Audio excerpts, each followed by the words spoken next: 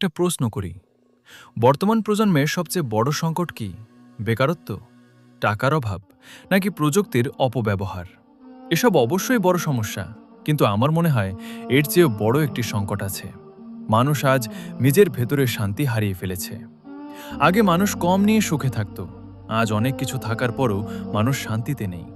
আগে সম্পর্ক ছিল হৃদয়ের, আজ সম্পর্ক অনেক সময় মোবাইলের নোটিফিকেশনের মতো, এক মুহূর্তে আসে আর এক মুহূর্তে হারিয়ে যায়। আমরা হাজার হাজার মানুষের সঙ্গে অনলাইনে যুক্ত, কিন্তু মনের কথা বলার মতো একজন মানুষও অনেকের নেই।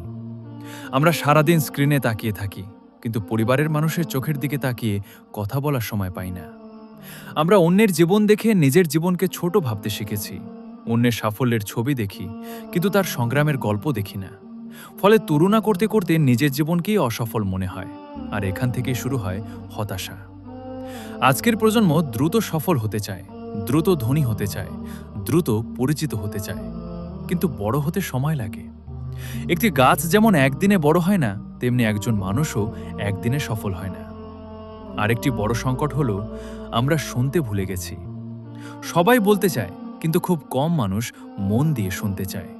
এই কারণেই সম্পর্ক ভেঙে যাচ্ছে, বন্ধুত্ব নষ্ট হচ্ছে, পরিবারের দূরত্ব বাড়ছে।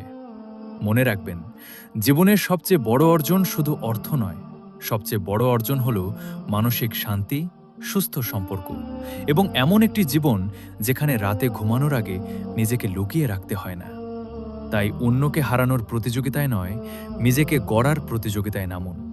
কারণ বর্তমান প্রজন্মের সবচেয়ে বড় সংকট শুধু প্রযুক্তি নয়, নিজেকে হারিয়ে ফেলা। আর যে মানুষ নিজেকেই হারিয়ে ফেলে, সে পৃথিবীর সবকিছু পেয়েও একদিন শূন্যতা অনুভব করে।